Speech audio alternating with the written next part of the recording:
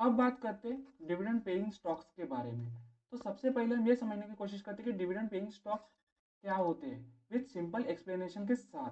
तो देखिए, जब हम किसी भी कंपनी में इन्वेस्टमेंट करते हो, चाहे आप वेदांता कंपनी में इन्वेस्टमेंट करो या फिर कोल इंडिया में कंपनी में इन्वेस्टमेंट करो, जब आप किसी भी कंपनी में इन्वेस्टमेंट करते हो तो वो कंपनी रेगुलर इंटरवल पर अपने इन्वेस्टर या शेयर होल्डर को कैश के फॉर्म में पेमेंट देती है, जिसे हम डिविडेंड बोलते हैं। चाहे आप किसी भी कंपनी के वेदांता हो, रिलायंस हो या कोल इंडिया ओ एनजीसी हो, इस तरह की कंपनी के एक शेयर खरीदते हो, 100 शेयर खरीदते हो या फिर 1000 शेयर खरीदते हो, या फिर आप परसेंटेज वाइज शेयर खरीदते हो, या फिर आपकी जितनी इन्वेस्टमेंट अमाउंट है उसके आधार पर जितने भी शेयर आते हैं आप उस कंपनी के उतने शेयर बाय करते हो। जब आप किसी भी कंपनी के शेयर खरीद कर बैठते हो, तो जब कंपनी को क्वार्टरली या फिर एनुअली प्रॉफिट होता है ना, तो वो कंपनी है ना अपने इक्विटी शेयर होल्डर को डिविडेंड के तौर पर कुछ पेमेंट पे करती है।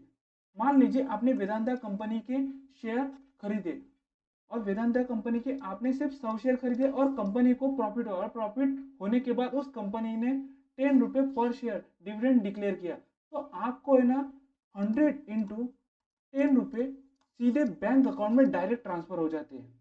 जैसे आप किसी फ्लैट को या होम को खरीदते हो और उसे रेंट पर दे देते हो, तो आपको ना एक मंथली इनकम क्रिएट हो जाती है। उसी तरह आप जब डिविडेंड पेइंग स्टॉक में इन्वेस्टमेंट करते हो तो आपको एनुअली इनकम मिलती है और वो इनकम सीधा आपके बैंक अकाउंट में डायरेक्ट ट्रांसफर होती है।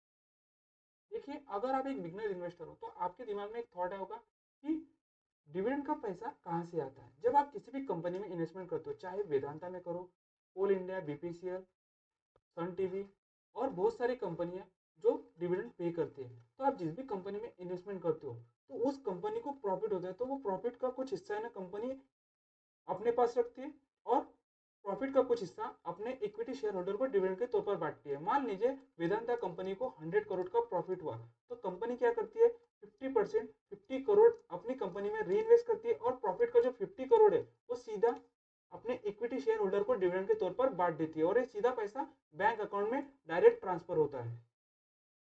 तो इस तरह से डिविडेंड का पैसा आता है। अब हम एक रियल लाइफ एग्जांपल लेकर समझने की कोशिश करते हैं कि कंपनी डिविडेंड किस तरह से देती है। देखिए, एक कंपनी है, उस कंपनी का एक शेयर का प्राइस चल रहा है 100 रुपये, तो आपने उस कंपनी का एक शेयर खरीदा, कंपनी ने उसके बाद 10 रुपये डिविडेंड अनाउंस किया, तो इसका मतलब है कि आपको 10% का डायरेक्ट कैश रिटर्न मिल गया। अगर आपके पास उस कंपनी के 1000 शेयर होते तो आपको 10,000 रुपये का डायरेक्ट कैश प्रॉफिट में मिलेगा। आई होप समझ में आया होगा कि डिविडेंड स्टॉक हमें किस तरह से अमाउंट देता है।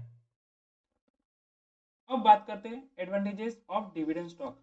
जब हम डिविडेंड स्टॉक में इन्वेस्ट करते हैं ना, तो उसके कुछ फायदे होते हैं, उसी फायदे को हम डिस्कस करने वाले हैं। सबसे पहला फायदा होता है a source of regular income. जब आप डिविडेंड स्टॉक में इन्वेस्टमेंट करते हो, जिस भी कंपनी में आप इन्वेस्टमेंट करते हो वो कंपनी डिविडेंड दे रही है, तो वो कंपनी को जब प्रॉफिट होता है तो उस कंपनी को प्रॉफिट होता है क्वार्टरली या फिर एनुअली, तो उस समय वो आपको है ना एक डिविडेंड पे करती है, एक अमाउंट पे करती है सीधी, जो बैंक अकाउंट में डायरेक्ट ट्रांसफर होती है।